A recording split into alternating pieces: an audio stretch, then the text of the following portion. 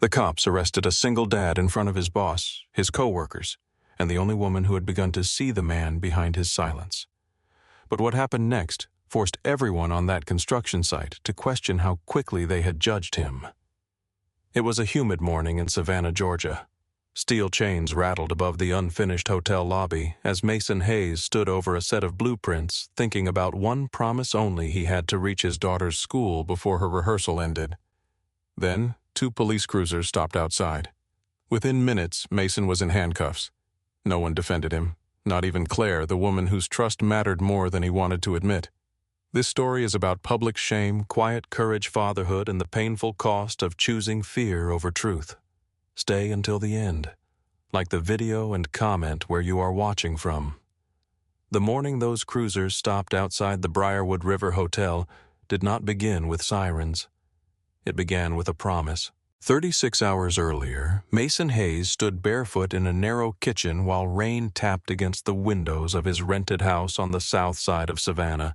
A skillet hissed on the stove.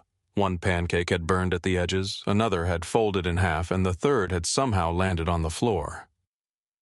Sophie sat at the table in a cardboard crown reading from a stapled school script with the seriousness of a judge delivering a sentence. "The kingdom will fall before I surrender." Mason looked down at the pancake near his boot. "Strong line. You are not listening." "I am listening. You are looking at breakfast like it betrayed you." It did.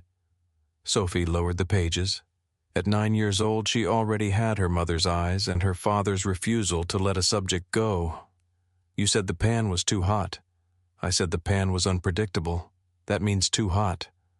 Mason picked up the fallen pancake and dropped it into the trash. Never argue with a man before coffee. "You already had coffee. Then never argue with a man who needs more coffee." She tried not to laugh. The crown slipped over one eyebrow and Mason reached across the table to straighten it. His hand paused there for half a second. The crown had been made from a cereal box and painted gold. Sophie had glued small blue stones around the rim, one for every line she had memorized. On the refrigerator behind her was a photograph of another crown, a real one from a county fair years ago. In that picture, Sophie was 4, sitting on her mother's shoulders, both of them laughing at something outside the frame. Grief had changed over the years. It no longer arrived like a storm. It lived in ordinary things now. A coffee mug no one used. A song playing in a grocery store. A child wearing a cardboard crown. He placed 2 better pancakes on Sophie's plate. "Eat. I have to practice. You have to breathe too, but I do not see you scheduling that." She took a bite, chewed, then looked at him carefully. "You are coming tomorrow, right?" Mason reached for his coffee. "To rehearsal to the last 10 minutes. Ms. Carter said parents can watch. I will be there. You said that before the science fair." He stopped with the mug halfway to his mouth. The room became quiet. Sophie stared at her plate. "I know you were helping that man who fell. He broke his hip. I know. He did not have anyone to go with him. I know that too." Mason sat across from her. She picked at the edge of a pancake. "You still missed it?" There was no accusation in her voice now. That made it worse. He placed his hand over hers. "Tomorrow, front row." She looked up. "No phone calls. Only if the city catches fire. No workers falling off anything. I will tell them to wait until Thursday." Her mouth twitched. "You promise I promise." She studied him for the kind of hesitation children hear even when adults hide it. When she found none, she nodded. 20 minutes later, Mason parked outside her elementary school. The rain had eased into a silver mist and children hurried beneath colorful umbrellas. Sophie reached for the door, then stopped. "Dad." "Yeah, do not sit too close. You asked for the front row." "I changed my mind, second row." "Why?" "Because you look scary when you concentrate." Mason glanced at himself in the mirror. "I look normal. You look like someone is about to confess." "Second row, then." She leaned across the console, kissed his cheek, and climbed out. Halfway to the entrance, she turned and held up 2 fingers. "Second row." Mason returned the gesture. He waited until she disappeared inside before putting the truck in gear. When Mason reached the Briarwood River Hotel, the city had traded silence for machinery. Mason stepped out of his truck and immediately saw 3 things that were wrong. A pallet of tile had been left uncovered. A worker on the second level was leaning beyond the guardrail. A delivery driver was backing toward an open trench without a spotter.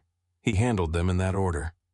By 7:15, the tile was covered, the worker had been brought down for retraining, and the driver was drinking coffee while waiting for someone to guide him. Claire Bennett found Mason near the east stairwell, studying structural plans spread across a plywood table. She wore dark slacks, steel-toed boots, and a white hard hat with a scratch across the front. In one hand, she carried a leather folder. In the other, 2 cups of coffee. She placed one beside him. Black. No sugar. Mason looked at the cup. You remembered. I remember anything that affects productivity. Of course. Claire opened the folder. My father wants the East Wing ready 6 weeks early. The East Wing has not been consulted. He believes concrete responds to pressure. Most owners do. Claire tried to keep a straight face. She failed. For a moment, the construction noise seemed farther away. She looked down at the plans. He says the bank is losing patience. The bank does not have to stand under a ceiling poured too fast. No, we do. There was more in her voice than frustration. Mason leaned against the table. How bad is it business? You make that face when it is more than business. Claire glanced at him. And you make that face when you want to ask a personal question but are pretending you do not. Maybe I am respecting boundaries. Maybe you are hiding behind them. The words settled between them. Before Mason could answer, Trevor Cole called from across the lobby. Claire Delivery is here. Trevor stood near the temporary storage office holding a tablet against his chest. He was broad-shouldered, well-dressed for a man who worked around dusk and always seemed freshly shaved even before sunrise. He had been with Bennett Restoration Group for 12 years, longer than Claire had been in charge. Claire turned toward him. I will be there in a minute. Trevor's eyes moved from her to Mason. No rush. His tone said the opposite. Claire gathered the plans. We are not finished with this. Mason picked up the coffee. I assumed we were discussing concrete. We were. She walked away before he could see whether she was smiling again. Mason spent the next hour inspecting harnesses, checking fire exits, and reviewing the day's work permits. Near the storage cage, he noticed 2 empty spaces on the equipment rack. He opened the inventory log. 2 thermal cameras had been signed out 3 days earlier. The return column was blank. Mason carried the tablet to the loading bay where Trevor was directing workers unloading copper pipe. These cameras still out, Trevor barely looked at the screen. Probably. Who has them survey crew? The survey crew finished Tuesday. Trevor shrugged. Then someone forgot to close the entry. Mason scrolled farther. The serial numbers do not match the purchase order. Clerical error. 3 clerical errors in 2 weeks. Trevor turned fully toward him. We move hundreds of items through here every day, and expensive ones keep disappearing. Trevor lowered his voice. You accusing me of something I am asking you to correct the record. You run safety, Mason, not logistics. If missing equipment creates an insurance problem, it becomes everyone's problem. Trevor stepped closer. The pleasant expression left his face. You have been here less than a year. Some of us built this company. Then you should care where its property goes. For several seconds, neither man moved. Trevor smiled again, but nothing in his eyes changed. I will fix the paperwork. Today. Mason handed him the tablet. As he walked away, he saw Claire watching from the far side of the lobby. She waited until he reached her. What was that inventory problem? With Trevor, he says it is clerical, and you do not believe him. I believe records either match or they do not. Claire looked toward Trevor. He has been under pressure, so have you. That is not the same. Mason did not answer. Her phone rang. The screen showed her father's name. Claire took the call inside the site office, but the thin walls carried enough of the conversation for Mason to hear fragments. The bank. Delayed payments. One more missed deadline. Her father's voice rose through the speaker. Claire closed the door. Mason returned to the lobby. At 10:30, a steel beam nearly killed a man. A young worker named Eli stood beneath a suspended support while helping guide it into position. The chain above him twisted. Mason heard the change in tension before anyone else did.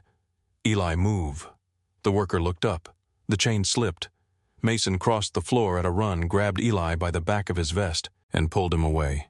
The beam struck the concrete where Eli had been standing. The sound rolled through the hotel like thunder. Dust lifted in a gray wall. For 1 second, no one moved. Then Claire came running. "Mason, I am fine." She saw blood running from his palm. "You are bleeding. It is a cut. You always say that like blood becomes less real when you rename it." She led him into the office and pushed him into a chair. Eli stood in the doorway, pale and shaking. Mason looked at him. "You all right?" Eli nodded. "Go sit down. Drink water. Do not go back on the floor until I clear you." Eli left. Claire poured antiseptic over Mason's palm. He flinched. She raised an eyebrow.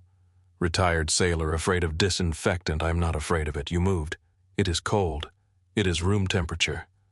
He watched her wrap gauze around his hand. Her fingers were careful, but her jaw remained tight. "You are angry," he said. "I watched a steel beam miss you by inches. It did not miss me.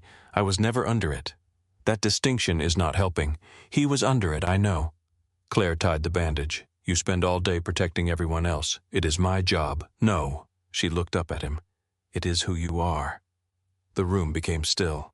A strand of hair had fallen across Claire's cheek. Mason wanted to move it back. The thought came so naturally that it frightened him more than the falling beam. Her hand remained around his wrist. Neither of them pulled away. Then Mason's phone rang. Sophie's name appeared on the screen. He answered immediately. "Hey, Soph." Claire released his hand. Sophie had forgotten her inhaler in his truck and wanted to know whether he could bring it after work. Mason told her he would. His voice changed when he spoke to his daughter.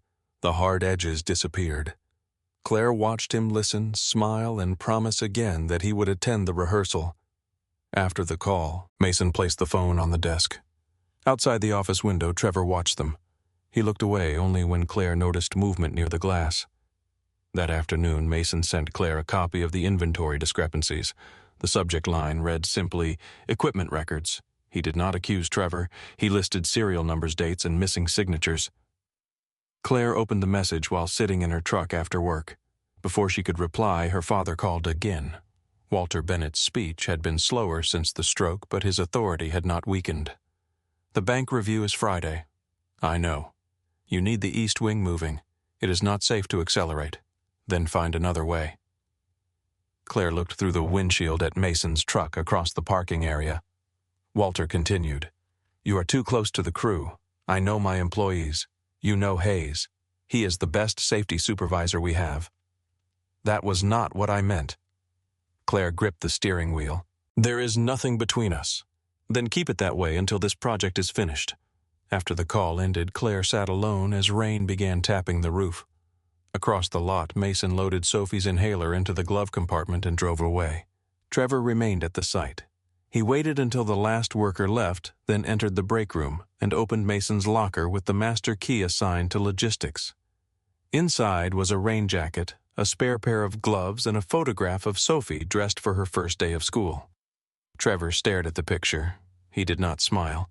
He placed a small digital scanner against Mason's access badge, which had been left clipped to the jacket after Mason changed shirts. A green light blinked. The badge information copied in less than 10 seconds. Trevor returned everything exactly as he had found it. Later that night, he sat in his truck outside a betting parlor near Victory Drive. Messages filled his phone. "Payment due. No more extensions. We know where you work." Trevor deleted them, then opened photographs of the hotel's surveying equipment. He called a number without a saved name. "I can get the equipment tonight," a man answered. "And the cameras, I will take care of them. The access log." Trevor looked at the cloned badge lying on the passenger seat. It will point somewhere else. To who? Trevor stared through the windshield as rain blurred the streetlights. The man everyone trusts. At 11:12 that night, Mason woke to the sound of Sophie coughing. He found her sitting upright in bed, one hand pressed to her chest. Her breath came fast and shallow. Mason was beside her instantly. "Inhaler." She pointed toward the dresser. He placed it in her hand and counted each breath with her. The medication helped, but not enough. "We are going in. I am okay. You are working too hard to say that." He wrapped her in a blanket and carried her to the truck. Rain fell harder as he drove toward St. Joseph's Urgent Care. Sophie leaned against the passenger door, eyes closed, breathing in careful little pulls. At a red light, Mason looked at the clock. 11:18. He sent Claire a message. "Sophie is having trouble breathing. We are at urgent care. I may be late tomorrow." Claire replied before he reached the next intersection. "Stay with her. The site can wait. Tell me if you need anything." Mason read the message twice. At 11:46, while Mason sat beside Sophie beneath fluorescent hospital lights, Trevor entered the Briarwood site using a cloned copy of Mason's badge. The lock accepted it immediately.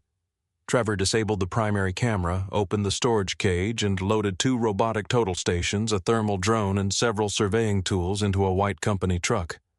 He worked quickly, but not calmly. Every sound made him turn. Every shadow looked occupied. Before leaving, he placed 1 stolen GPS unit inside Mason's locker beneath the rain jacket. Then he closed the door and wiped the handle. Above the loading bay, a secondary safety camera remained hidden behind a film of construction dust. Trevor glanced toward it, saw no obvious light, and looked away. A faint red indicator continued blinking. Just after midnight, Sophie's breathing finally slowed. She slept with her hand wrapped around Mason's finger. He sat beside her, exhausted, watching the rise and fall of her chest. Across town, Trevor drove the stolen equipment toward an abandoned warehouse near the river. By dawn, the hotel storage cage was empty. Mason's badge was recorded in the access log, and a stolen device was waiting inside his locker. At 6:12 the next morning, Trevor called Claire. His voice shook with practiced disbelief. "You need to get down here. We have a serious problem." Claire reached the Briarwood River Hotel before sunrise. The rain had thinned to a cold mist, leaving the riverfront streets dark and reflective. Emergency lights from the construction site glowed against the wet pavement. Trevor stood beneath the temporary awning with his phone pressed to his ear, his green rain jacket zipped to his throat. When Claire stepped out of her car, he ended the call and hurried toward her. "The storage cage is empty." Claire looked past him through the unfinished lobby. Several early shift workers had gathered near the loading bay. No one spoke above a whisper. What was taken? Both robotic stations, the thermal drone, 3 surveying units, maybe more. How much? Trevor rubbed one hand over his mouth. 70,000. Could be closer to 80. Claire stared at him. The bank review was 2 days away, and the insurance deductible alone could stop payroll for a week. "Show me." Trevor led her across the lobby. The storage cage stood open. The lock was intact. There were no cut links, no damaged hinges, no pry marks around the door. Claire stepped inside. Empty spaces lined the equipment shelves, pale rectangles marked where cases had rested only hours earlier. "Who found it? I did." "What time? 6. You were scheduled at 7. Trevor answered too quickly. "I came early to finish the delivery report." Claire turned toward him. His face remained composed, but his right thumb kept pressing against the edge of his phone. She looked at the door again. No forced entry. That was the first thing I noticed. The cameras Trevor pointed to the monitor inside the storage office. One screen showed gray static. The others displayed the parking lot and east corridor. Loading bay camera went offline at 11:40. Claire sat at the desk and opened the access system. Who entered after hours, Trevor did not answer. She entered her password. One record appeared. Mason Hayes, 11:46 p.m. Claire read it twice. "No." Trevor stood behind her. "That is his badge number. He was at the hospital. You know that because he told you. He sent me a message from urgent care. Messages can be sent from anywhere."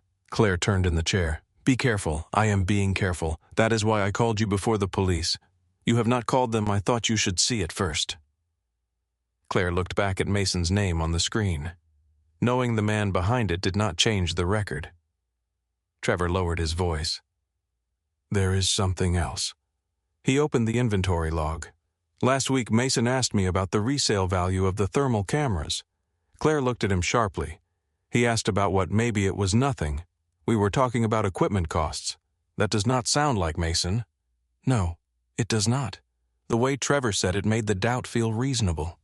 Claire picked up her phone and called her father. Walter answered on the 3rd ring. His voice was thick with sleep. "What happened?" She told him. For several seconds, he said nothing. Then his breathing became louder. "Call the police. I need to speak to Mason first." "No, Dad. You have a recorded entry missing property and no sign of forced access. We do not know what happened. We know enough to report a crime. I am not trying to hide it." You are hesitating because it is Hayes. Claire stood and walked away from Trevor. He was with his daughter at urgent care. Then the police will confirm it. I can handle this without turning it into a spectacle. You are not protecting him by delaying, you are exposing the company. Walter continued. One more incident and the bank freezes the line of credit. Think like the person responsible for 100 paychecks. Claire closed her eyes. Call them, he said. She ended the call and contacted the police while Trevor watched through the glass. By 7, the site was full. Rumors moved through the crews as Claire ordered the storage area sealed. Trevor walked among the workers, telling them they knew nothing yet, which only made them ask more questions. At 7:20, Mason's truck entered the lot. Claire saw it from the office window. Relief moved through her. He had come to work. Then she saw the access report on the desk. Mason stepped from the truck, carrying coffee and Sophie's cardboard crown. He looked tired, his shirt wrinkled beneath his work jacket. What happened? Claire met him halfway. We had a theft last night. His expression sharpened. What was taken? She listed the missing equipment. He looked toward the storage cage. Any forced entry number alarm disabled. Access log. Claire hesitated. Mason saw the answer before she spoke. Mine. His voice was quiet. She nodded. At 11:46. Mason reached for his wallet, removed his badge, and held it up. I had this with me. Could anyone have used it? Not unless they copied it. Trevor approached from the loading bay. That is convenient. Mason turned. What did you say? Trevor stopped several feet away. Your badge is in the log, but now you say someone copied it. Claire stepped between them. Trevor. The records speak for themselves. Mason looked at the mud along Trevor's boots. The rest of Trevor's clothes were dry. A fresh scratch crossed his right wrist. You said you found the cage at 6. Yes. Where were you before that? At home. Then why do your boots have river mud on them? Trevor glanced down. This is a construction site. The east lot is gravel. The loading bay is concrete. Trevor's jaw tightened. Claire watched both men. Mason pointed toward the storage office. Pull the raw access file, not the screen report. Trevor answered before Claire could. The raw file is the same. You checked already. I managed the system. Then show us. Tires sounded outside. 2 police cruisers stopped near the entrance. Officer Daniel Cruz entered first gray, beginning at his temples. His younger partner, Ryan Bell, followed with the rigid pace of someone expecting resistance. Trevor exhaled softly. Something in his face suggested relief. Officer Cruz introduced himself. Claire explained the missing equipment and showed him the access log. Cruz asked who discovered the theft. I did, Trevor said. What time? 6. I came early for paperwork. Cruz wrote it down. Bell asked who had access to the storage cage. Management, logistics, and senior supervisors, Claire said. 6 people. Trevor pointed to the monitor. Only 1 badge entered after hours. Cruz read the name. Mason Hayes. Workers in the lobby stopped pretending not to watch. Bell looked toward Mason. You, Mason Hayes Mason, set Sophie's crown on the plywood table. That's me. Bell approached. Where were you between 11 and midnight last night at St. Joseph's urgent care with my daughter? What was wrong with her asthma? Anyone confirm that? The clinic. Bell glanced at Claire. She says your badge entered the building. My badge did not. A copy did. You know that for certain I know I was not here. Cruz studied Mason's face. Who knew you were at urgent care? I messaged Claire. Trevor shifted his weight. Bell asked Mason to surrender his badge and phone. Mason handed them over. Am I being detained? Right now we are asking questions, then ask them. Bell did not like the tone, though Mason had not raised his voice. Cruz noticed the difference. He asked Claire whether there were employee lockers. Trevor answered. Through the west corridor. Claire looked at him. Cruz said, Show us. Workers moved aside as they crossed the lobby. Near the stairwell, a man whispered, I knew something was wrong with him. Mason heard it and kept walking. The lockers stood in 2 rows inside a narrow changing room. Trevor stopped at number 27. This one? Claire asked. How do you know? Trevor gave her a quick look. I manage site inventory and access. That does not include personal lockers. I issued them. Cruz held out his hand. Key. Trevor passed him the master key. Before opening the locker, Cruz asked Mason for permission to search. Mason looked at Claire. She could see the question in his eyes. Not whether he should consent, whether she believed him. She wanted to say yes. She wanted to say she knew him. Instead, she heard her father's warning and saw the missing equipment shelves. "Cooperate," she said. "We will sort this out." Mason's gaze changed. "We." The single word carried more distance than anger. He faced Cruz. "Open it." The locker door swung outward. Inside were Mason's rain jacket, gloves, spare boots, and a photograph of Sophie. Belle reached beneath the jacket and pulled out a black equipment case. Trevor stepped closer.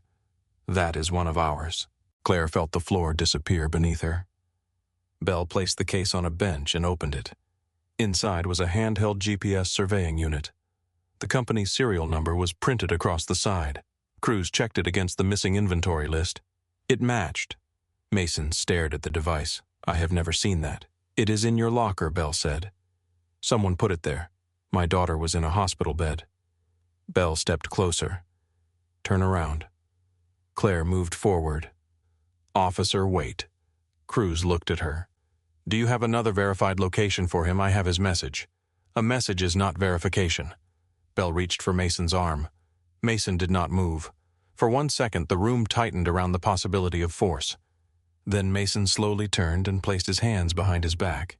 Belle closed the cuffs around his wrists. The metallic click traveled into the lobby. Mason's face remained calm, but Claire saw the muscles along his jaw tighten as the officers led him outside. The entire crew had gathered. Men Mason had helped through injuries and family emergencies stood silent. One worker raised a phone to record. "Put that away," Claire said. The phone lowered, but another appeared near the scaffolding. Belle informed Mason that he was being arrested on suspicion of felony theft and possession of stolen property. The accusation moved through the crowd in whispers. Trevor stood near the back, his arms folded. Mason looked at Claire. There was no plea in his eyes, only the recognition that she had not seen beyond the first piece of evidence. Belle searched Mason's jacket. His phone vibrated. Belle removed it and glanced at the screen.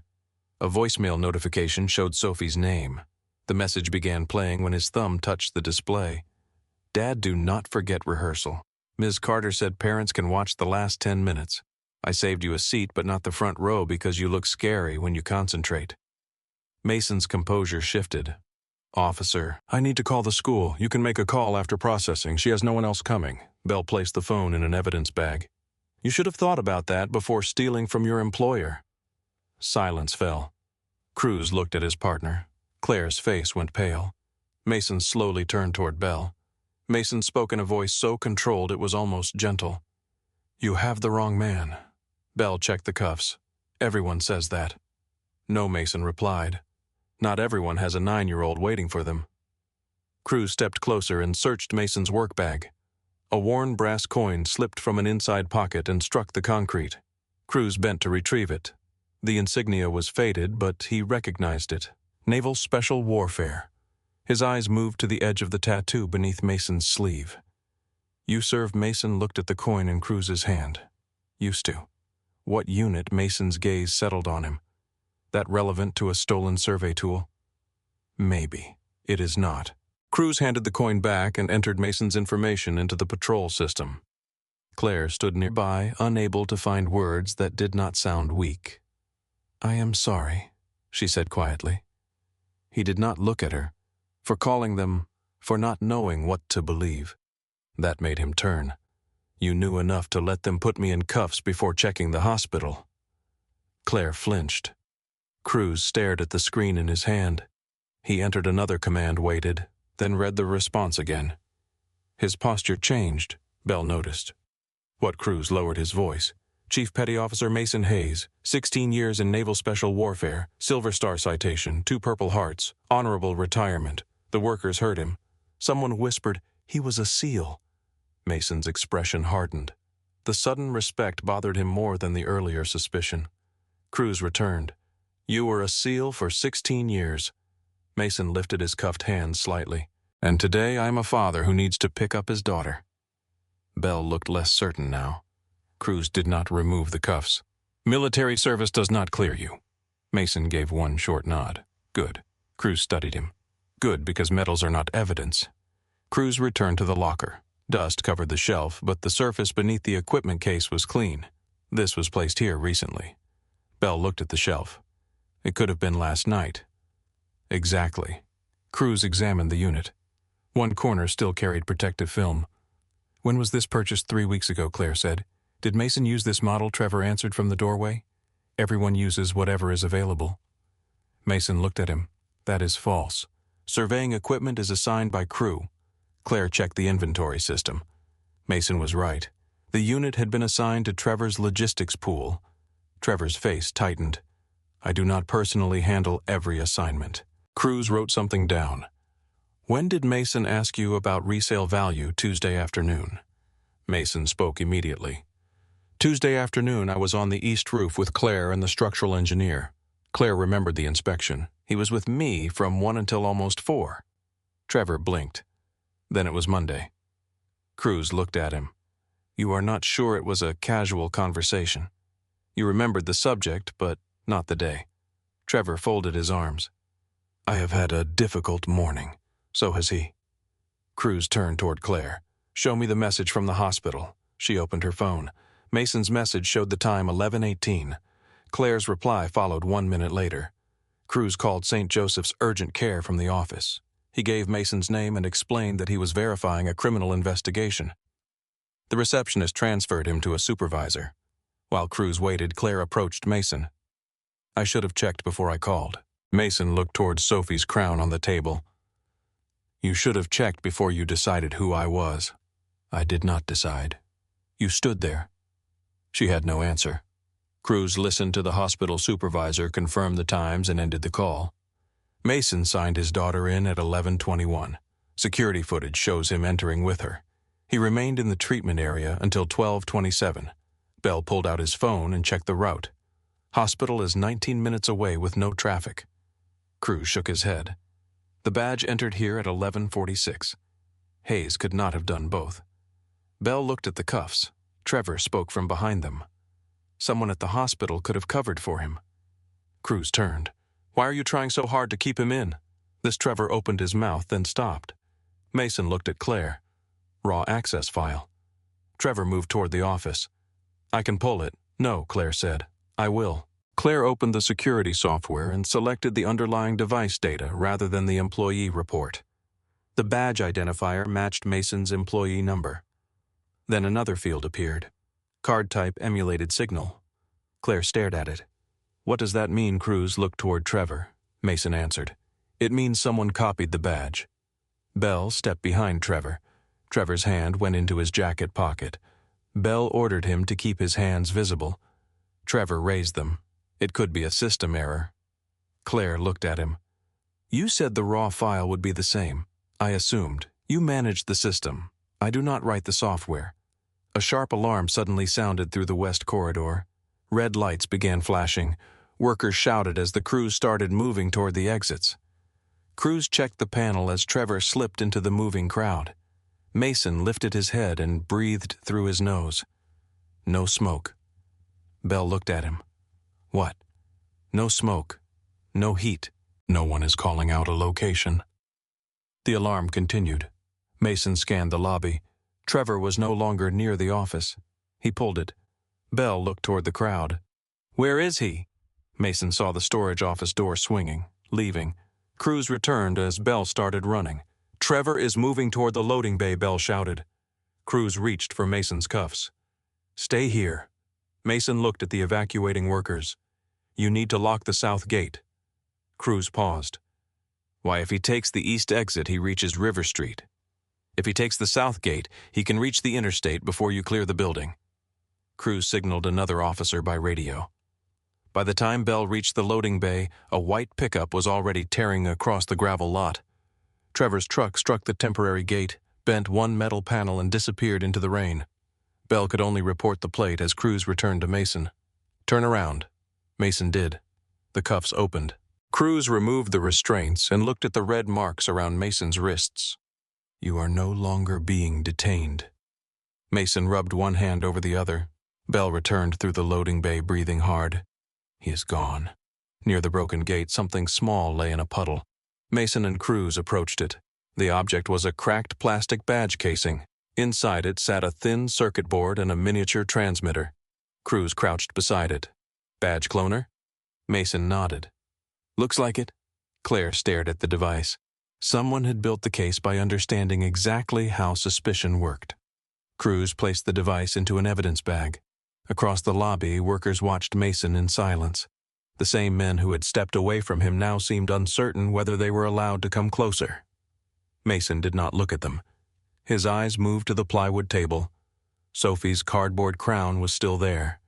He picked it up carefully, as if it were the only object in the building that had not changed. Claire stood several feet behind him. Mason. He did not turn. She looked at the handcuff marks, the crown, and the open gate where Trevor had escaped. I believe you. Mason's fingers tightened around the painted cardboard. You believe the evidence.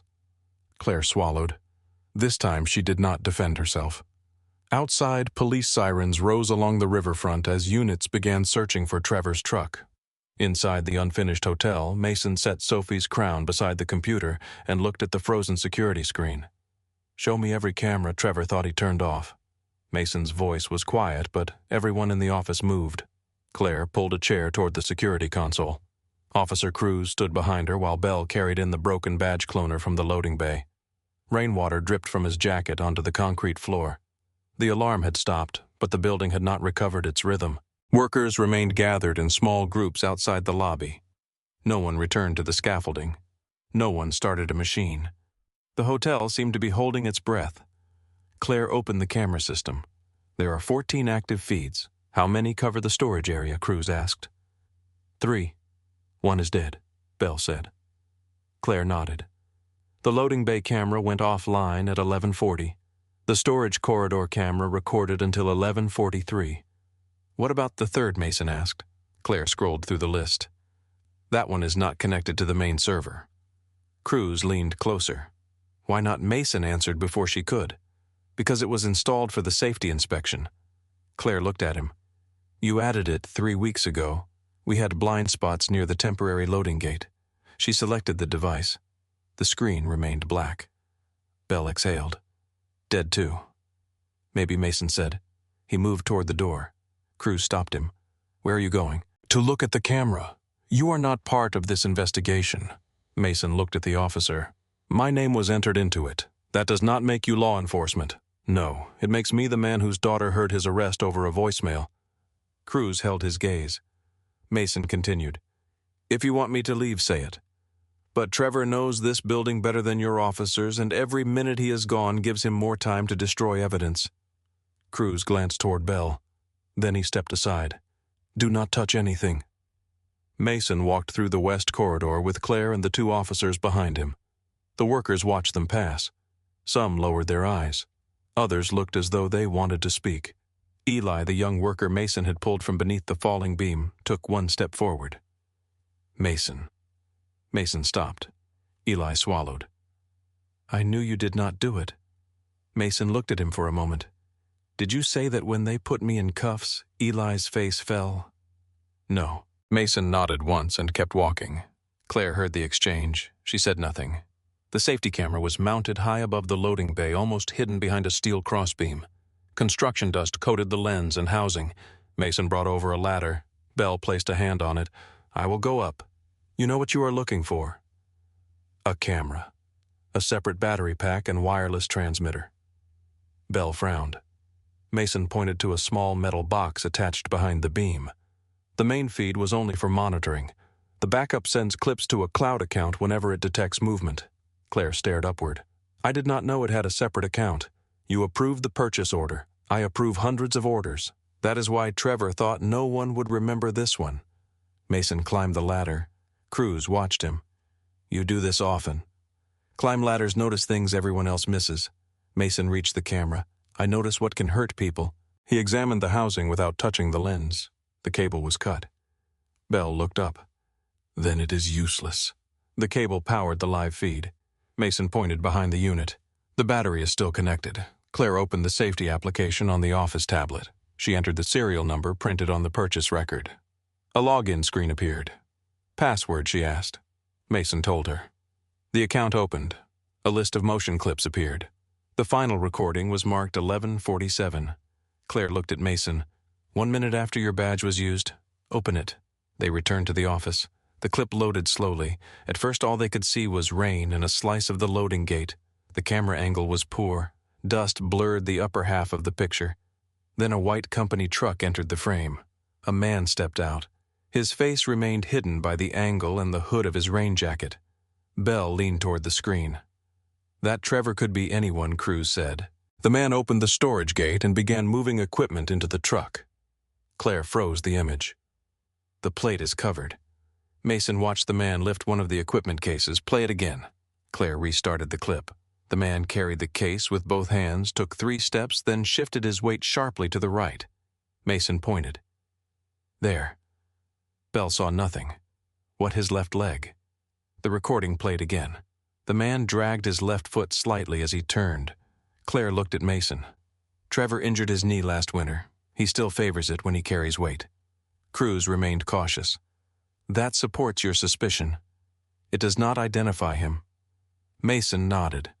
Look at the gate. A strip of green fabric had caught on the exposed edge of a metal bracket. It fluttered briefly in the wind before the man pulled free. Claire remembered Trevor standing beneath the awning that morning in his green rain jacket. Bell did too. He was wearing green when we arrived. Cruz said a common color. Claire stepped away from the screen. It was torn. Everyone looked at her. I saw the sleeve when Trevor handed me the access report. There was a rip near the wrist. Cruz wrote it down. Bell looked toward the office window. He must have left the jacket somewhere before he ran. Find it, Cruz said. Bell called 2 officers back into the building and sent them through the locker rooms and service corridors. Claire replayed the video. The man disappeared into the storage cage, then returned carrying the thermal drone. There was no sound. The silent image made the theft feel more deliberate. Mason stood behind Claire. You called the police before you checked this camera. She did not turn. I did not know it existed. You knew I was at urgent care. I had a message. You had my word. Claire faced him. I had 100 employees, a bank review, missing equipment, and my father telling me the company could collapse. Mason's voice remained low. And I had a child who had just spent the night trying to breathe. I know, you know now. Her expression tightened. I was afraid, so was I, of being arrested. Of Sophie hearing about it from someone else. Of her thinking I broke the promise because I chose not to come. Claire looked at the cardboard crown on the desk. Mason continued. The cuffs were not the worst part. She raised her eyes. It was watching you decide that protecting the company mattered more than asking one more question. Claire absorbed the words without moving.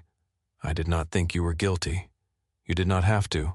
What does that mean? You only had to stand still long enough for everyone else to believe you did. The office became silent. Cruz pretended to study the footage. Bell had not yet returned. Claire looked down at her hands. I failed you. Mason's expression did not soften. Yes. She looked as though she had expected anger and received something worse. Certainty. Cruz cleared his throat. We need to find out whether Trevor was working alone. Claire opened the inventory records. There were only 4 people with authority to alter equipment entries. Who? Trevor, me, my father, and our accounting manager. Where's the accounting manager, Atlanta? She has been there all week. Cruz pointed to the missing items. Could Trevor move this much equipment without someone noticing Mason studied the list? Not in one night. Claire looked at him. What do you mean this was not his first theft? He pulled the tablet closer and opened the records he had sent her the previous afternoon. The 2 thermal cameras were listed as returned, but the serial numbers do not match. Claire compared the purchase order with the inventory database. The first 6 digits were identical, only the final numbers differed. He changed 1 digit. He replaced the expensive units with older models in the system, Mason said. If no one physically checked the labels, the records would appear balanced.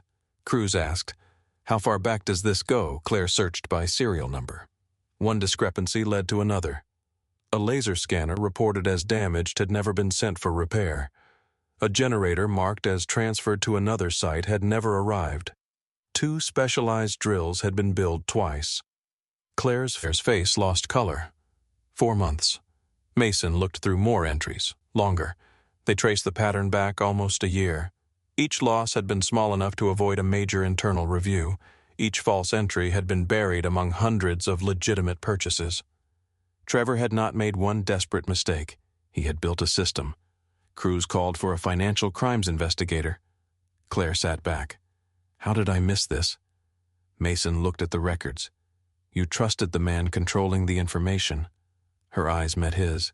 The meaning extended beyond Trevor. Bell returned carrying a clear evidence bag. Inside was a wet green rain jacket. Found it behind a stack of insulation near the west exit. The right sleeve was torn. Cruz compared the fabric with the strip visible in the camera recording. Bagged the loose fibers separately.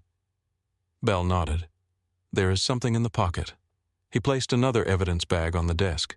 Inside was a key tag from a private storage facility near the Savannah River. Claire recognized the address. That is close to the old marine repair yards. Cruz copied the unit number. Trevor rents space there, not through the company. Bell called the facility. The manager refused to release information without a warrant. Cruz sent the address to a judge along with the Access Records camera footage badge cloner and Trevor's flight from the scene. Mason checked the time. 9:26. Sophie's rehearsal would begin at 10:30. He reached for his phone, then remembered it was still sealed in an evidence bag. Bell noticed. You can have that back. He retrieved it and removed the seal. When Mason turned it on, 3 missed calls appeared. All from Sophie's school. His face changed. Claire stood. Call them. Mason dialed. The school office answered. This is Mason Hayes, Sophie's father. He listened. Claire watched the tension settle into his shoulders. Is she all right? A pause. No, I understand. Another pause. Tell her I am coming. He ended the call. What happened? Claire asked. She forgot her inhaler in my truck. Is she having trouble breathing? No, the nurse has a spare. Claire exhaled. Then go. Mason looked toward Cruz. The investigation. Cruz said, We have your statement. Mason remained where he was. If Trevor returns, these people need someone managing the site. Claire stepped closer. They have me. He looked at her. She did not look away. I will handle the workers. The records and the police. Go to Sophie. It is not that simple. It is exactly that simple. Mason glanced at the crown. Claire picked it up and held it out. You promised her. He took it. Claire continued. I helped make you break one promise this morning. I am not helping you break another. For the first time since the handcuffs came off, something in Mason's expression shifted. Not forgiveness, but recognition. He turned toward the door. Cruz's phone rang. Everyone stopped. The officer listened, then looked at Bell. One of the stolen devices just connected to the manufacturer's network. Where Bell asked. Cruz opened the location map. A signal blinked near the industrial district by the river. Claire stepped behind him. That is less than 2 miles from the storage facility. Cruz called dispatch and requested units. Mason studied the map. The signal disappeared. Battery pulled, Bell said. Or the building blocked it, Mason replied. Cruz looked at him. You know the area I worked a salvage contract near there last year. Any access points, 3 by road. 1 from the river. Cruz enlarged the map. The nearest patrol is 8 minutes away. Mason looked toward the clock again. Claire saw the conflict in his face. Go to Sophie. If Trevor has the equipment at that warehouse, he may already be moving it. Cruz has officers. They do not know the site. Cruz interrupted. I can use your knowledge, but I will not involve you in an arrest. Mason's jaw tightened. Claire placed the crown on the table. I will call the school. I will tell Sophie you are coming as soon as you can. Mason looked at her. She already heard that from me. Claire understood. Promises did not become less painful because the reason for breaking them was good. Cruz's radio sounded. The first patrol had reached the storage facility. The unit was empty. Fresh tire tracks led toward the river road. Bell cursed under his breath. Cruz asked dispatch to circulate Trevor's truck description. Claire's computer chimed.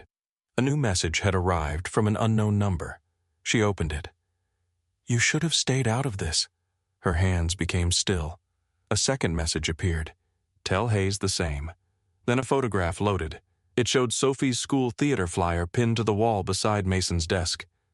The picture had been taken inside the Briarwood office. Claire turned the screen toward Mason. He did not speak. His face emptied of every visible emotion. Cruz read the message. When was this photo taken? Claire enlarged it. The flyer was put up Monday. Bell looked toward the open site office. Trevor had access to it. Mason took the phone from Claire and studied every corner of the image. Background reflection. Cruz leaned closer. In the glass over a framed safety certificate, a faint shape appeared behind the person holding the phone. A white stripe. Blue lettering. Claire recognized it. That is Trevor's logistics jacket. Cruz nodded. It confirms he took the photo. It does not tell us why he sent it. He wants Mason distracted, Claire said. Mason handed the phone back. No. Everyone looked at him. He wants me angry. Cruz asked. Difference distraction makes you careless. Anger makes you predictable. Bell said, You think he wants you to come after him. He knows enough about my past to assume I will. Claire looked at Mason. Will you know? The answer came without hesitation. I am going to my daughter. Cruz's radio sounded again. A patrol unit reported a white truck heading east along River Street. The plate was partially covered. Mason studied the map.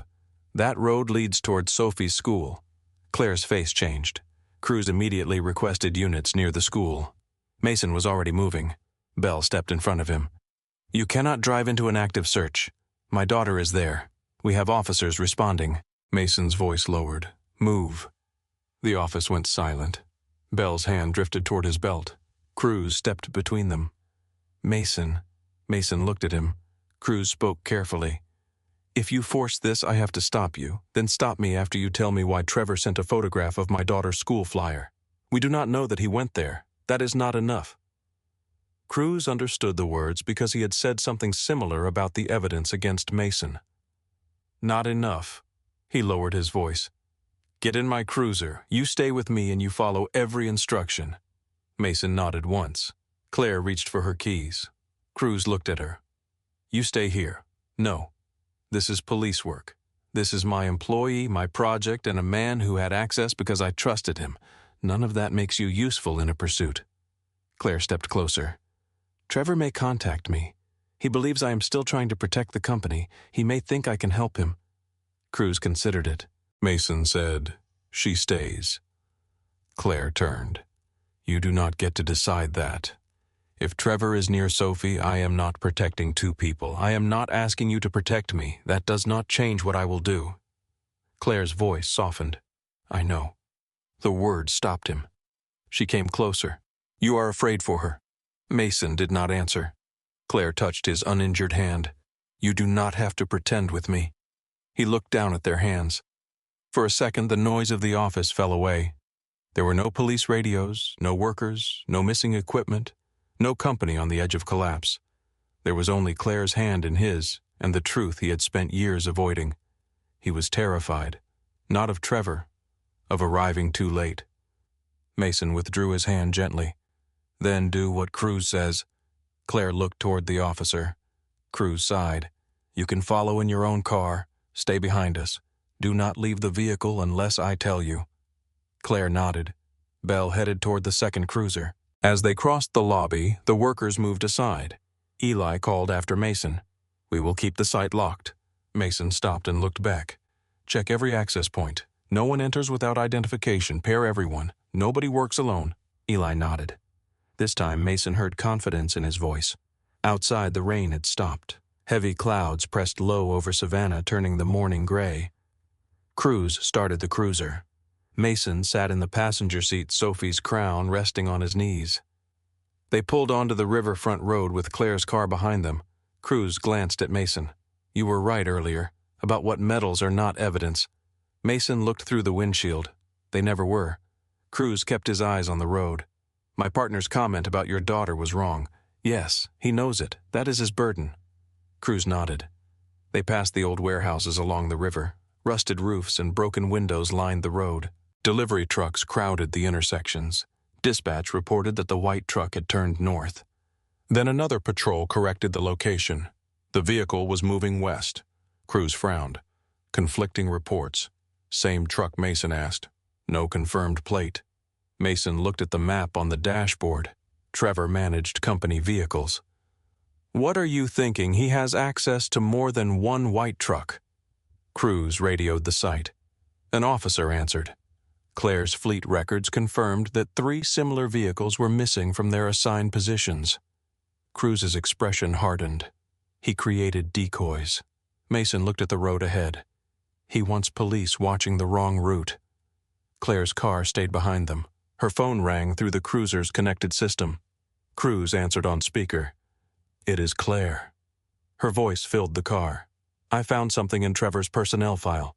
What Cruz asked. "The storage facility near the river is registered to his brother-in-law, but there is another address listed under emergency property access." She read it aloud. Mason knew the location, an abandoned boat repair warehouse on the far side of the old freight district. Cruz entered the address. The map showed it 4 miles from Sophie's school. Dispatch interrupted. The stolen thermal drone had connected to the network again. The location matched the boat repair warehouse. Cruz accelerated. Mason gripped the cardboard crown, careful not to crush it. Claire remained on the line. "Police are already at Sophie's school," Cruz said. Mason asked, "Have they seen Trevor?" "No." "Is Sophie inside?" "Yes, the school is locked down." He closed his eyes for half a second. Claire heard his breathing. "She is safe," she said. "For now." Cruz turned onto a narrower road. The river appeared between rows of industrial buildings dark beneath the cloud cover. A rusted sign leaned beside a chain-link fence. Savannah Marine Repair. The warehouse stood beyond it, long abandoned with broken windows and weeds growing through the pavement. Cruz slowed the cruiser. Bell's vehicle approached from the opposite direction. Claire stopped behind them. The front gate was open. Fresh tire marks crossed the mud. Cruz reached for his radio. "Units hold outside until we confirm the building." Mason studied the tracks. "Truck entered less than 20 minutes ago. How can you tell rain stopped 30 minutes ago? Water has not settled in the tire grooves." Cruz glanced at him. "You stay here." Mason looked toward the warehouse. "I know." Cruz stepped out with his weapon drawn. Bell joined him near the gate. Claire remained inside her car as ordered. Mason sat alone in the cruiser. Sophie's crown rested in his lap. His phone rang. The school. He answered immediately. "Mr. Hayes, this is Miss Carter. Is Sophie all right?" "Yes, she is with the nurse." Mason exhaled. "She asked us not to cancel rehearsal." Despite everything, a faint smile touched his face. "That sounds like her." Ms. Carter lowered her voice. "She is worried about you. She saw part of a video online." The smile disappeared. "What video?" "One of the workers posted the arrest." Mason looked toward Claire's car. "Did Sophie see the cuffs?" "I believe so." He stared at the marks around his wrists. "What did she say?" "She asked whether you had done something bad." The question struck harder than Bell's accusation. Mason's voice became rough. "What did you tell her?" "I told her I did not know what happened, but that she should wait to hear it from you." He closed his eyes. "Thank you. She is expecting you." "I know." He ended the call. Across the yard, Cruz and Bell reached the warehouse entrance. The door was unlocked. They disappeared inside. Claire left her car and approached the cruiser. Mason lowered the window. "Cruz told you to stay in the car. He also told you to stay here. I am here, so am I." She saw his expression. "What happened?" "Sophie saw the video." Claire's face tightened. "I will have it taken down. She already saw it." "I know." "No, Claire. You keep saying that after the thing has happened. She accepted the blow. What did she ask? Whether I did something bad?" Claire looked toward the warehouse, then back at him. "She knows you. She is 9. Children know what adults show them. She knows the man who makes pancakes badly remembers her inhaler and sits beside her when she cannot breathe." Mason looked at her. Claire continued. "One video does not erase her whole life with you. It can change how safe the world feels." "Yes." Her voice softened. "And so can finding out her father told the truth when everyone else was wrong." Mason studied her face. For the first time that morning, she was not defending herself or the company. She was simply standing beside him. Cruz's radio crackled from inside the cruiser. "Warehouse clear. Equipment cases located. No suspect." Mason reached for the radio. Any vehicle inside, Cruz answered. "One white truck. Empty. Check the floor near the rear entrance." A pause. Bell's voice came through. "Tire tracks leading out." Cruz asked, "How did he leave without the truck?" Mason looked toward the river. "Boat ramp." Claire followed his gaze. Beyond the warehouse, an old concrete ramp descended into the dark water. Bell reported fresh footprints near the dock. Then the radio went silent. A car engine started behind them. Mason turned. Claire's vehicle was still parked. A second white company truck emerged from behind a row of shipping containers at the far end of the yard. It accelerated toward the open gate. Mason saw the driver, Trevor. The truck passed within 30 feet of the cruiser. Trevor looked directly at Mason through the windshield. He smiled. Then he lifted his phone and tapped the screen. Mason's phone vibrated. A new message appeared. You chose the wrong place to look. The truck struck the gate and disappeared onto the industrial road. Cruz and Bell ran out of the warehouse. Bell raised his radio and called in the direction of travel. Cruz reached the cruiser. Did you see the plate covered? Mason said. Claire opened the message on Mason's phone. Another image began loading. This one showed the exterior of Sophie's school. The photograph had been taken from across the street. Claire looked at the timestamp. It was from 10 minutes earlier. Mason stared at the image. The school doors were visible behind a line of parked cars. So was a figure in a cardboard crown standing near a classroom window. Cruz reached for the radio. Mason opened the cruiser door. His voice was calm again. Too calm. Take me to my daughter. Cruz saw something in Mason's face that made him stop asking questions. He opened the cruiser door and slid behind the wheel. Bell ran toward the second vehicle while Claire climbed into the back seat without waiting for permission. Cruz looked at her in the mirror. I told you to stay in your car. My keys are still in it. That is not an explanation. It is the one you are getting. Mason kept his eyes on the photograph of Sophie's school. Drive. Cruz accelerated through the open gate. The industrial road was narrow and slick. Rusted fences blurred past the windows. Mason held his phone in one hand and Sophie's cardboard crown in the other. He enlarged the photograph. The image showed the front of the school, 3 parked cars, a crossing sign, and Sophie near a classroom window. At first glance it appeared recent. Then Mason noticed the shadow beneath the flagpole. It stretched toward the east. He looked through the windshield at the heavy morning sky. What time did the school open? Claire checked the photograph. 7:30. This was taken earlier. How do you know? Cruz asked. The sun was low. Look at the shadow. Claire leaned forward. That could still be from today. Mason studied the cars. One had a bright orange parking permit hanging from the mirror. He called the school again. Miss Carter answered immediately. Mr. Hayes, is Sophie still with you? Yes, we are inside the auditorium. Has anyone approached the building? No, officers are at every entrance. Mason looked at the orange permit. Was there a parent event this morning? No. What about yesterday, the reading breakfast? Parents were here at 7. The photograph had been taken the previous morning. Trevor had used an old image to pull police away from somewhere else. Mason lowered the phone. It is a decoy. Cruz did not slow down. You are sure Sophie is inside? Police have the school sealed. The photo is from yesterday. Claire looked toward the road behind them. Then where is Trevor going? Mason replayed the moment at the warehouse. Trevor had driven past them in a second company truck. He had looked directly at Mason, smiled, and sent the photograph before disappearing.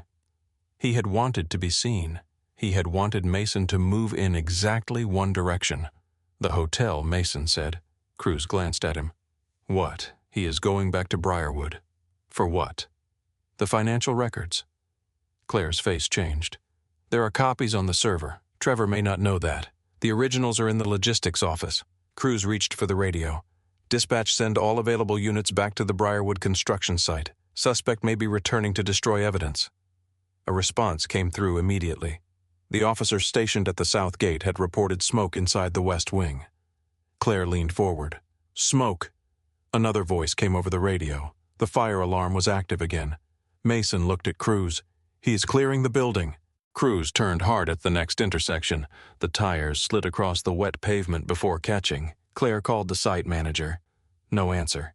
She called Eli. He picked up on the 4th ring, breathing heavily. Claire, where are you? Outside the east gate. Alarm went off. We smelled something near the offices.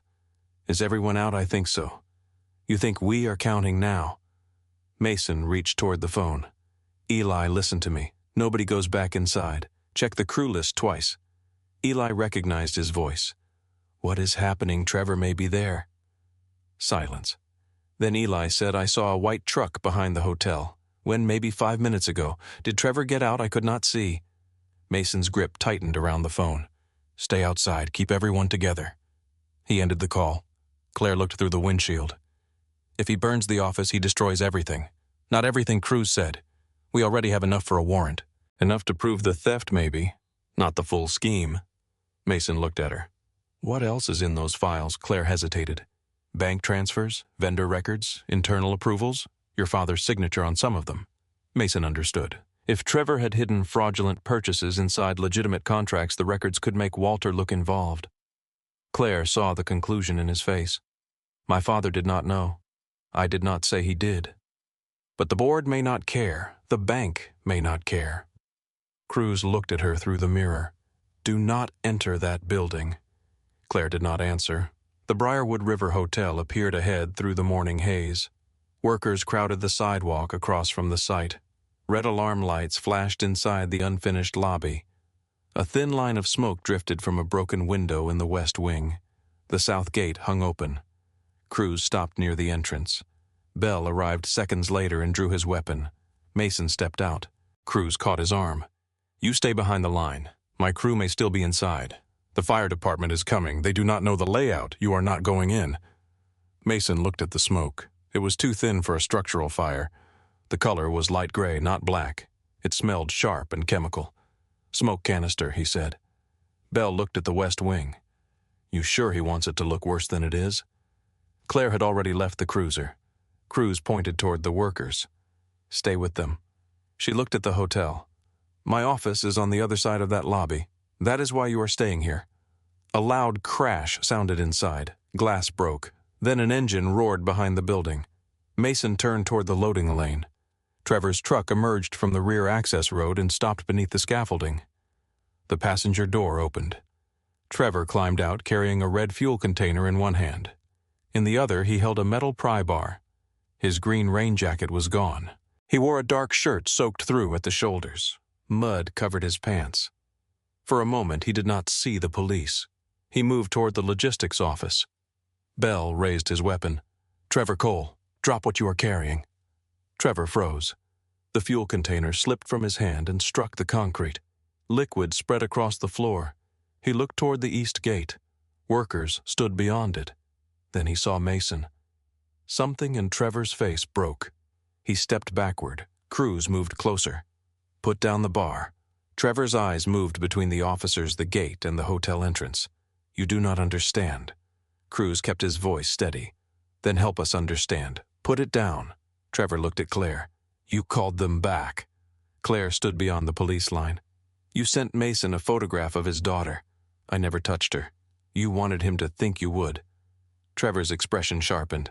I needed time to burn the records. His eyes flicked toward the logistics office. That was enough. Cruz signaled Bell to move right. Trevor saw it. He threw the pry bar through a nearby window. The glass shattered inward. Then he ran. He did not head toward the open gate. He went into the hotel. Bell followed. Cruz grabbed Mason's shoulder before he could move. Stay here. Mason watched Trevor disappear into the west corridor. The fuel is already inside. What? The smoke is a distraction. The fire is somewhere else. Claire looked toward the office window. A faint orange glow appeared behind the blinds. My office. She started forward. Cruz blocked her. No, the records are in there. The fire department will handle it. The server backup key is in my desk. Mason looked at the growing light. Where exactly? Bottom drawer. Claire. It contains the encryption access for every project file. Cruz raised his radio. Fire is active in the administrative office. Suspect inside. All units hold the perimeter, a worker shouted from across the street. Someone is missing. Mason turned. Eli was counting the crew with a clipboard. Who? Mason called. Luis, electrical team. Mason looked toward the second level. Luis had been working in the west corridor that morning. Cruz heard it. Fire department is 3 minutes out. Luis may not have 3 minutes. Mason removed his work jacket. Cruz stepped in front of him. You go inside. I have to pull officers away from the suspect. You have Bell. I am not letting a civilian enter a fire. Mason looked at the west windows. No broken glass on the second floor. Smoke is rising through the stairwell. If Luis is inside, he may be trapped above it. You do not know that. I know where his work permit placed him. Cruz held his gaze. The choice sat between them. Then Cruz took off his outer jacket and handed Mason a radio. You stay on Channel 3. You find the worker and come out. You do not pursue Trevor. Mason took the radio. Claire grabbed his wrist. The marks from the handcuffs were still visible beneath her fingers. Be careful. He looked at her. You stay outside. She nodded. Mason ran into the lobby. Heat had begun to spread from the administrative wing. Smoke curled along the ceiling, but the main floor remained visible. He covered his mouth with his shirt and moved toward the west stairwell. Luis, he shouted. No answer. The fire alarm pulsed through the building. At the base of the stairs, Mason found an overturned tool cart.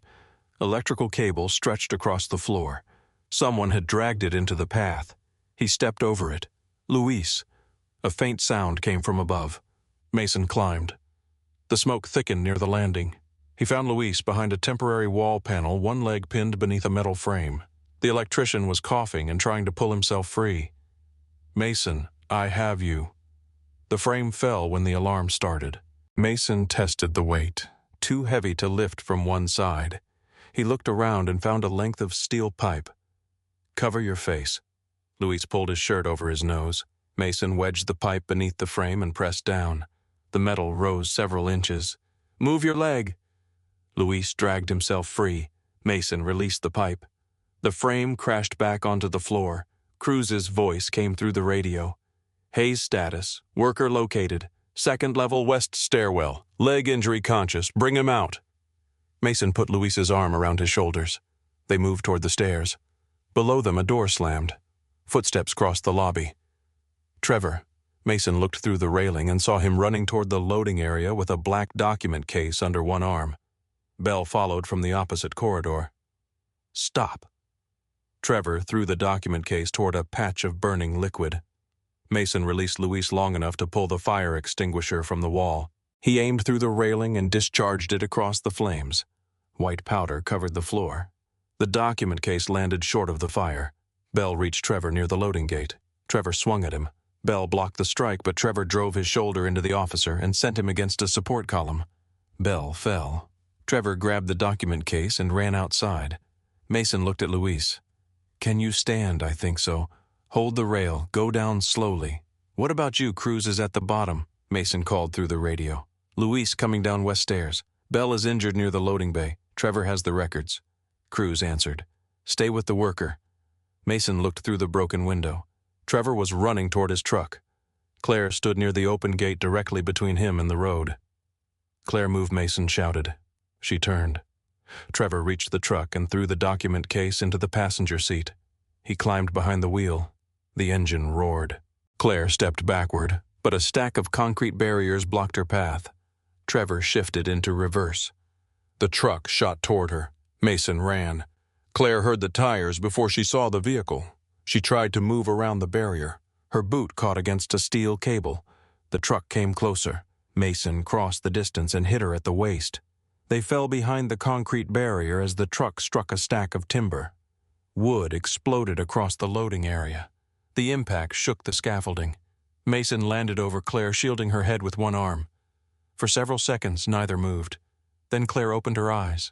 Mason, you hurt my shoulder. Can you move it? She tried. Yes. He looked toward the truck.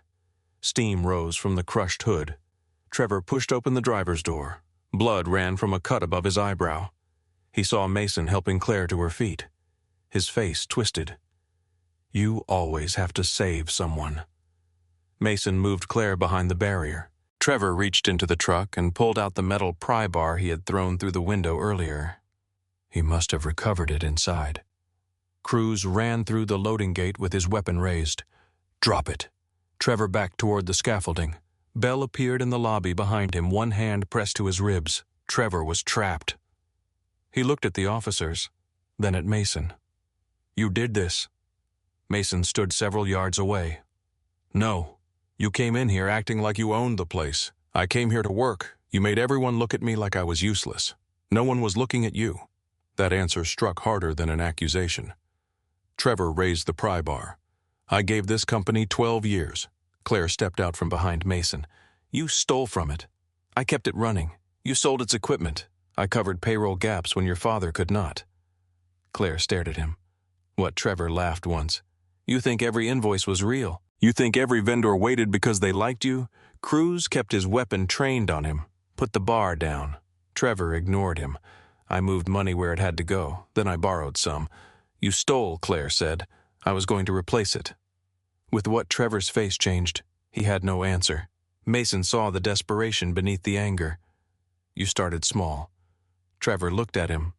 A tool no one would miss. Then another. You told yourself you were borrowing from people who would never notice.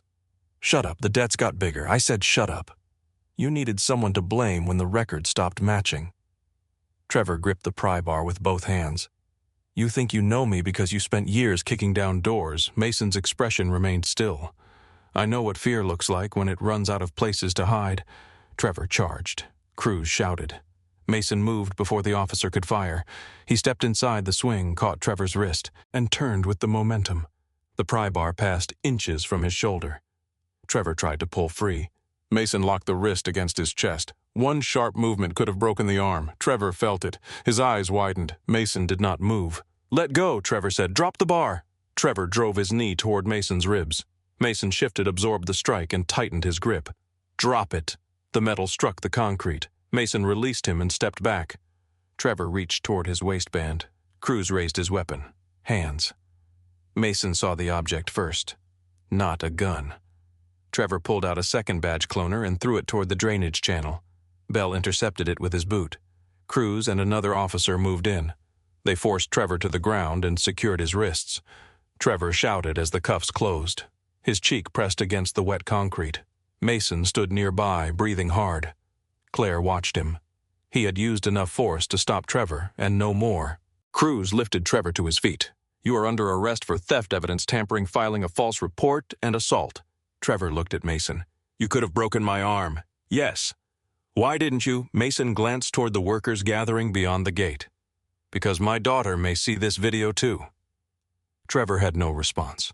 Firefighters entered the building. The administrative fire had remained contained to 2 rooms. The smoke canister in the west corridor had made it appear larger than it was. Paramedics treated Luis for a bruised leg and smoke exposure. Bell refused transport until Cruz ordered him into the ambulance. Claire stood beside Mason near the loading bay. Her shoulder was already beginning to swell. You saved me. Mason looked toward the crushed truck. You were in the way. That is the least romantic answer available. He looked at her. Despite the smoke, the police, and the pain in her shoulder, she smiled faintly. Mason did not smile back, but some of the distance left his face. Officers searched Trevor's truck. Inside the passenger compartment, they found the black document case. Claire opened it in front of Cruz. The files contained vendor invoices, altered inventory sheets, and account transfers.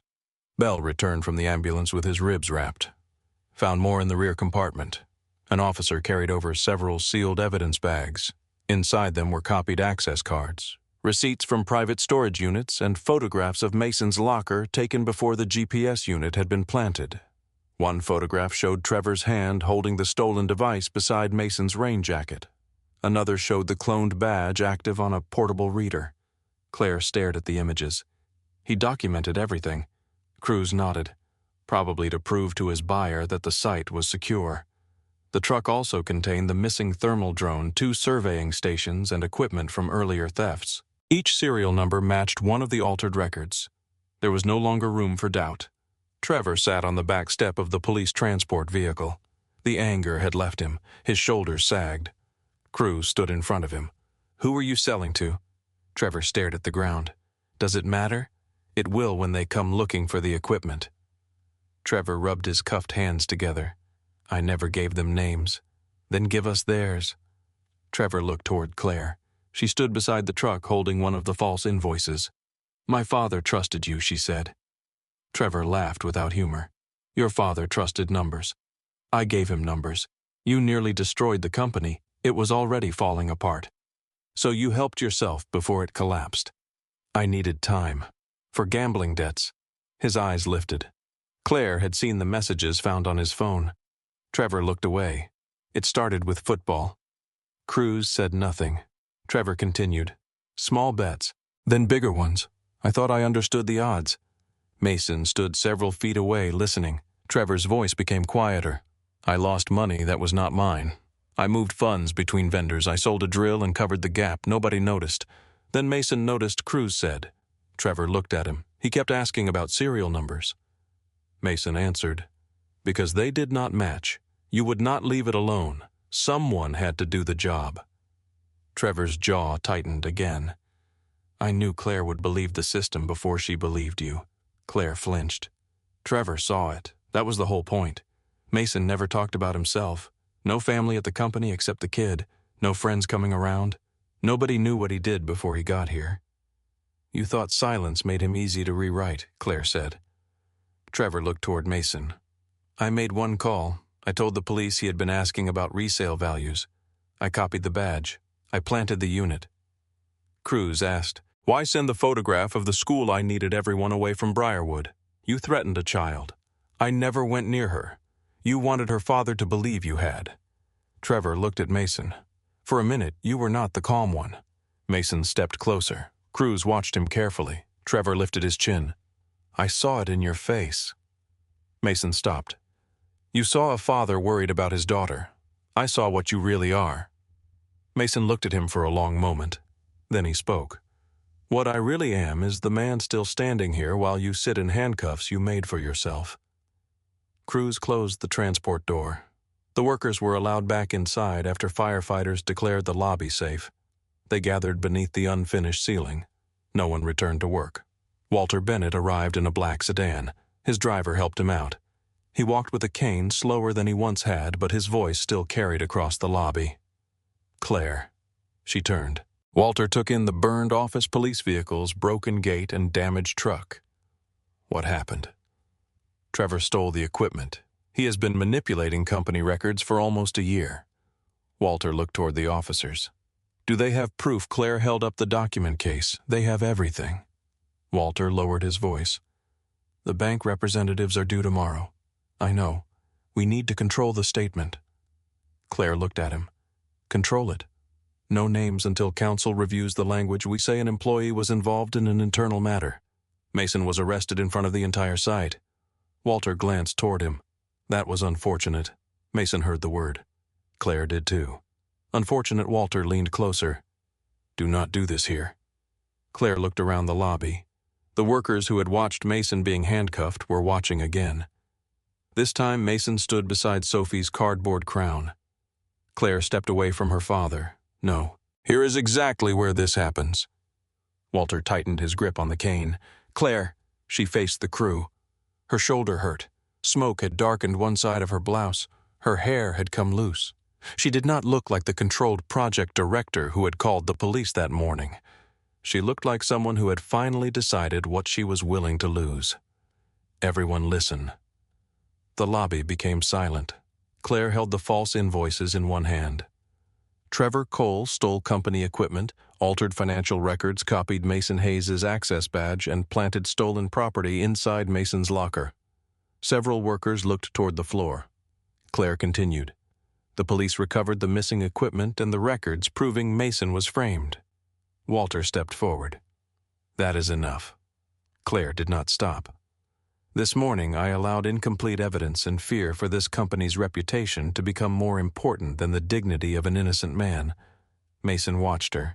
I knew Mason had been at urgent care with his daughter. I knew he had served this crew with honesty. I still chose the easiest explanation because it protected me from making a harder decision. Her voice shook once. She steadied it.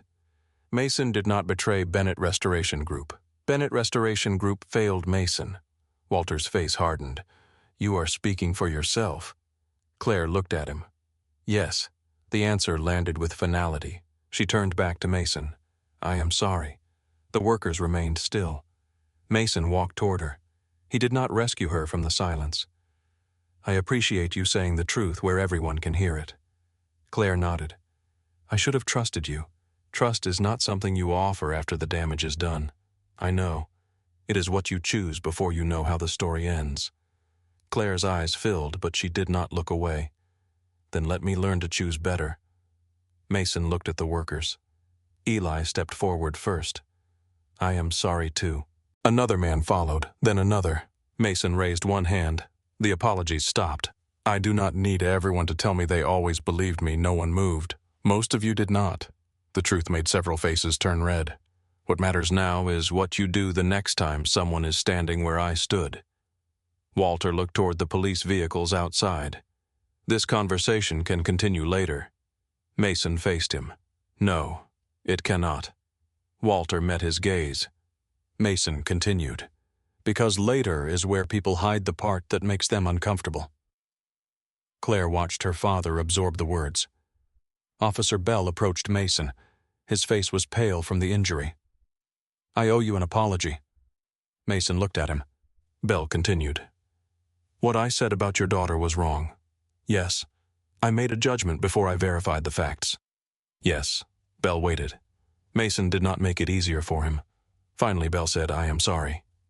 Mason nodded once. Remember it when the next man does not have a record that makes you look twice. Bell looked toward the faded tattoo on Mason's forearm. I will. Cruz joined them. The charges against you are being cleared from the incident report. We will document that the evidence was fabricated. Mason glanced at the workers' phones. And the video, Claire answered. The company will issue a public correction, not a quiet statement. No. The same people who saw the arrest need to see the truth. They will. Mason studied her. This time he believed that she meant it. His phone rang. He looked at the screen. Ms. Carter. Mason answered. Hello. The teacher spoke quickly. Sophie's rehearsal had ended. Most parents had already left. Mason looked at the clock above the site office. His face changed. I am coming now. He ended the call.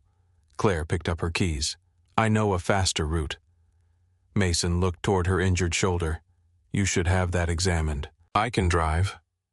You were almost hit by a truck. You ran into me harder than the truck did. That is not medically reassuring. She held out her keys. You promised her. Mason picked up Sophie's cardboard crown. For a moment he looked at the unfinished hotel, the workers, the officers, and the blackened office where the records had nearly burned. Then he looked at Claire. Second row. She frowned. What? She told me not to sit in the front. Claire understood. A small smile appeared through the exhaustion. Then we should hurry before she gives your seat away. They moved toward the gate together. Behind them, police loaded Trevor into the transport vehicle. The doors closed. This time, the handcuffs belonged to the man who had earned them. Mason did not look back. Claire drove faster than Mason would have allowed under ordinary circumstances. Savannah moved past them in wet flashes of brick oak trees and traffic lights reflected across the pavement. Mason sat rigidly in the passenger seat with Sophie's cardboard crown resting in his lap. One side had bent beneath his hand during the drive from the warehouse. He pressed it carefully back into shape. Claire glanced at him. She knows you tried. Mason kept his eyes on the road. She knows I was not there. There is a difference between missing something and abandoning someone. To a child waiting in an empty auditorium, there may not be. Claire had no answer to that. She turned onto a residential street lined with old houses and dripping magnolia trees. The elementary school appeared at the end of the block. Most of the parking lot was empty. Mason looked at the darkened classroom windows and felt something in his chest tighten. Claire stopped near the front entrance. He was out of the car before she turned off the engine. The main doors were unlocked. Inside, the hallway smelled of floor cleaner construction paper and the faint sweetness of cafeteria food. Handmade posters covered the walls. Paper stars hung from the ceiling. Mason moved quickly toward the auditorium. A custodian pointed him down the hall. Last door on the left. Mason opened it. The stage lights were off. Only one lamp remained on near the back row, casting a pale circle across the empty seats. Sophie sat on the edge of the stage in her cardboard costume, her feet hanging above the floor. Her crown was missing. Her script rested beside her. Ms. Carter stood nearby, gathering props into a plastic bin. Sophie looked toward the door. For a moment, she did not move. Mason stepped inside. I am sorry. She looked at the red marks around his wrists. You missed it. I did. You promised. I know. He walked to the stage and knelt in front of her. Sophie folded her hands in her lap. Everyone else had someone here. The words were quiet. Mason nodded. You should have had me. Ms. Carter said something happened. Something did. Was it because of the police? He glanced at the teacher. Miss Carter gave him a sympathetic look and walked toward the rear of the auditorium, leaving them space. Mason sat on the floor in front of the stage. Yes. Sophie looked down at his wrists again. I saw a video. I know. Why did they put those things on you? They thought I had taken something from work. Did you know? I knew you did not. The certainty in her voice made it difficult for Mason to breathe. He looked away for a moment. Sophie leaned forward. Did they say sorry, some of them did? Did your boss, Claire, stood near the auditorium door, hidden partly by the darkness? Mason saw her, but did not call attention to her. Yes. Did you forgive her? Not yet. Sophie considered that. You always say people should tell the truth. They should. She told the truth in front of everyone. Then maybe you can forgive her later. Mason looked at his daughter. When did you become so wise, Tuesday? He almost smiled. Sophie reached down and touched the bent edge of the crown in his lap. You brought it. I told you I would. You also told me you would be here. The smile left his face. You are right. He did not offer an excuse. He did not tell her about the warehouse, the fire, or the truck that had nearly hit Claire. None of that changed the empty seat Sophie had seen from the stage. I should have made sure someone called you, he said. I should have found a way to tell you what was happening. She watched him carefully. Were you scared? Mason had been asked that question by men carrying weapons, by doctors standing outside operating rooms, and by commanders before missions he could not discuss. He had lied every time. Yes, because of the police. Because I thought you might believe them. Sophie's expression softened. I know who you are. Mason lowered his head. Her small hand rested against his cheek. You are my dad. Claire looked away from the doorway. Mrs. Carter returned to the stage. Sophie, would you like to do the final scene again? Sophie looked around the empty room. It is over. A stage is still a stage when only one person is watching. She looked at Mason. Two people, Claire said softly. Sophie noticed her near the door. Claire stepped into the light. I hope that is all right. Sophie looked at Mason. He nodded. Ms. Carter turned on a single stage lamp. Sophie climbed to her feet and adjusted her costume. Mason moved to the second row exactly where she had told him to sit. Claire chose a seat one place away, leaving an empty chair between them. Sophie walked to the center of the stage. Her voice was small at first. Then she saw Mason watching. Her shoulders lifted. She began again. The kingdom is afraid because it believes strength belongs only to those who can command armies. She took one step forward. But a kingdom is not saved by the strongest warrior. It is saved by the person who refuses to become cruel. The words settled across the empty auditorium. Mason thought about Trevor's wrist in his hand. He remembered how easily he could have broken it. He remembered the urge to punish the man who had used Sophie's photograph as a weapon. On the stage, Sophie raised her cardboard sword. Courage is not the absence of fear. Courage is choosing who you will be while fear is watching. Mason looked down. Claire saw his hand close around the armrest. When Sophie finished, silence, held for one breath. Then Mason stood and applauded. Claire rose beside him. Their applause filled the empty room. Sophie smiled beneath the stage light. Outside the school, the clouds had begun to break. Pale evening sun touched the wet sidewalks. Sophie walked between Mason and Claire, carrying the crown in both hands. She looked up at Claire. Are you Dad's boss? Claire hesitated. Yes. Did you make the mistake Claire did not hide from the question? Part of it. What part I believed something before I had enough facts. Sophie looked at Mason. He does that with pancakes. Mason frowned. That is different. You blame the pan. The pan has a history.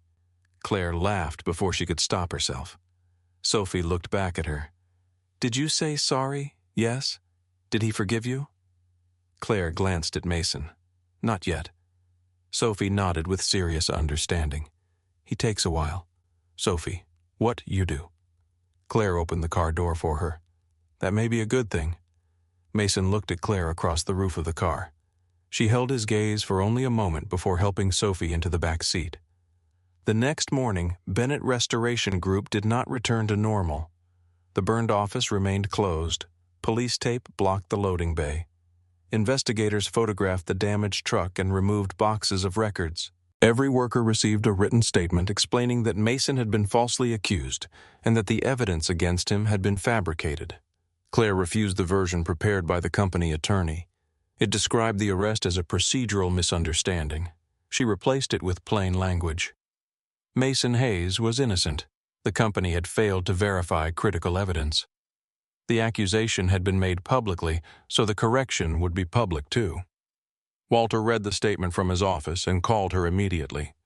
"You are exposing us to liability. We are already exposed. You admitted fault. We were at fault. You are supposed to protect this company." Claire looked through the glass at Mason speaking with a fire inspector. "I am protecting what is left of it." Walter was silent. Claire continued. "A company that saves its reputation by sacrificing innocent people does not have a reputation worth saving." Her father ended the call. He did not speak to her again that day. Over the following weeks, the full scale of Trevor's scheme became clear. He had sold equipment through 2 private buyers and hidden the losses inside vendor accounts. He had altered payment dates, replaced serial numbers, and used company funds to cover gambling debts. Police recovered most of the stolen property. Trevor was charged with theft fraud, evidence tampering assault, and filing a false report. The video of Mason's arrest had already spread beyond the construction crew. Claire arranged for the company to release the security footage showing Trevor planting the evidence along with a public statement clearing Mason. The correction did not travel as quickly as the accusation. Mason expected that. People liked the moment a good man fell. The moment he stood again required more attention. Officer Cruz returned to the site on a quiet Friday morning. Bell came with him. The younger officer still moved carefully because of his injured ribs. They found Mason near the east stairwell reviewing safety plans. Bell removed his hat. "I wanted to apologize without an audience." Mason set down the plans. Bell continued. "What I said about your daughter was cruel. I decided what kind of man you were before I verified anything." Mason looked at him. "The next person you arrest may not have a military record that makes you pause." Bell nodded. "I know. No. You remember it now. Knowing means it changes what you do later." Bell accepted the correction. "It will." Cruz held out his hand. Mason shook it. "We completed the amended report," Cruz said. "Your name is cleared." Mason glanced toward the crews working in the lobby. "My name was always clear to the people who knew me." Cruz followed his gaze. "That may be the only kind that lasts." After they left, Claire approached with a folder. "I have an offer." Mason did not take it. "What kind?" "Director of Safety and Operations." "No, you have not read it. I do not need to." Claire lowered the folder. "Because you want to leave because I cannot report directly to you." Her expression became guarded. "You no longer trust my judgment. That is part of it." "What is the other part?" Mason looked around the unfinished corridor to make sure they were alone. "Whatever is happening between us cannot begin while you control my paycheck." Claire became very still. "What do you think is happening? I think you know." She did. The silence stretched between them. Then Claire placed the folder against her chest. "I can restructure the position. You would report to the board. That cannot be done just to make this easier. It would not. Safety should never report to the person responsible for deadlines.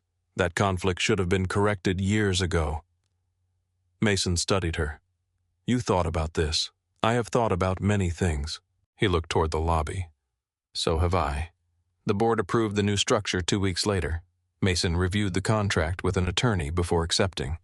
Claire did not object. She had learned that trust did not require blind agreement. Sometimes it looked like giving another person room to protect himself.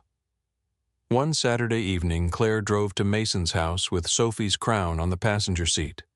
Sophie opened the door before she could knock twice. "You found it." Claire held out the crown. It was beneath my seat. Sophie placed it on her head. "We are having spaghetti." From the kitchen, Mason called out, "That does not mean you can invite strangers." Claire stepped into the hallway. Stranger Mason appeared holding a wooden spoon. He wore an old gray shirt with flour across one shoulder. Unexpected guest. Sophie whispered loudly, "He made too much again." "I heard that." Claire looked toward the kitchen. "I can leave." Mason met her eyes. He had thought about this moment all afternoon, although he had not known it was coming. No. Sophie smiled. Mason stepped aside. Stay. Dinner was louder than Claire expected. Sophie told the story of the school play 3 times, changing small details with each version. Mason denied burning the garlic bread. Claire sided with Sophie after examining the evidence. Afterward, Sophie carried her script upstairs to practice. Claire helped Mason clear the table. "You do not have to do that," he said. "I am trying to improve my record.